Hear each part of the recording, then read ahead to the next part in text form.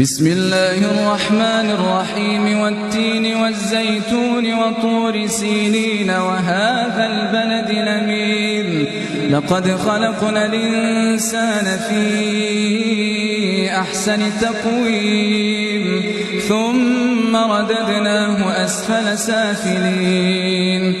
إلا الذين آمنوا وعملوا الصالحات فلهم أجر غير ممنون فما يكذبك بعد بالدين أليس الله بأحكم الحاكمين بسم الله الرحمن الرحيم اقرأ باسم ربك الذي خلق الإنسان من علق اقرأ وربك الأكرم الذي علم بالقلم علم الإنسان ما لم يعلم كلا إن الإنسان ليطغى